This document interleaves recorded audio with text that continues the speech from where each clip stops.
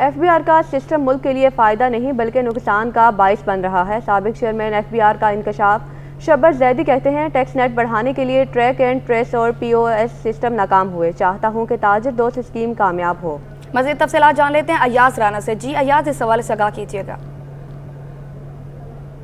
جی بالکل، جہاں اس وقت تاجر دوست اسکیم کے لے کے بہت ساری باتیں ہو رہی ہیں، اس وقت جو چھوٹے تاجروں ہیں تو اس کو یکسر مسترد کرنے کی باتیں ہمارے سامنے آئی ہیں، لیکن یہ پہلے بھی اس کے اوپر کوششیں کی گئی تھیں کہ چھوٹے تاجروں کو ٹیکس نیٹ میں لانا چاہیے۔ اب اس کے اوپر کیا ایف بی آر نے تیاری کر کے لوگوں کو آگاہی کی، یہ بات بھی سامنے آ رہی ہے، لیکن اس کے اوپر کیا اصل بات سامنے ہے یا بہت عجلت میں یہ کام کیا گیا ہے، اس کو جاننے کے لیے اس وقت ہم آئے ہیں۔ ہمارے ساتھ نامی گرامی شخصیت ہیں جو کہ جانے جاتے ہیں، اگر ایف بی آر کی بات کریں سابق چیئرمین ہے شبر زیدی، انہی سے جانتے ہیں۔ سر، یہ تاجر دوست اسکیم کا متعارف کرانا اور تاجر جو چھوٹا تاجر ہے وغیرہ، ہمیں تو کچھ پتہ ہی نہیں ہے، اچانک سے ایک دم ایف بی آر نے یہ فیصلہ لیا اور یہ ہم پہ لاگو بھی کر دیا۔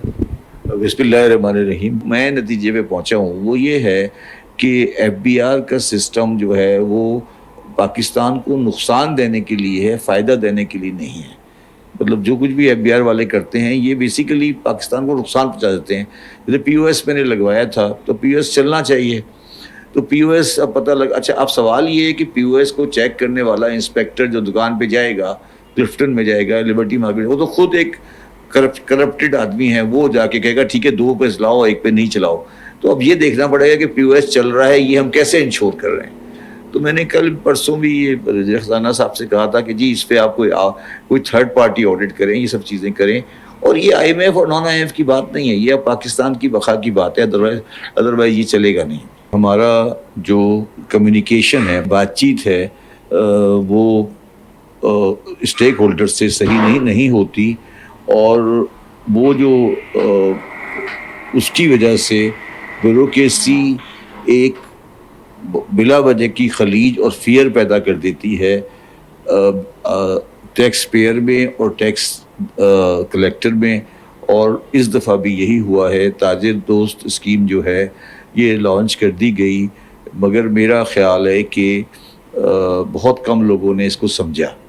اچھا، دوسری بات یہ ہے کہ یہ جو ہمارے تاجر حضرات ہوتے ہیں یہ ہمیشہ ایسی اسکیموں کے بارے میں سیریس ہوتے ہیں جہاں پر ان کی جو ٹیکس کی جو بھی وہ دیں گے ان ایپس کے تھرو یا کسی کے تھرو، وہ ان کا فائنل ٹیکس ہوگا، مگر اس اسکیم میں ایسی کی کوئی چیز نہیں ہے۔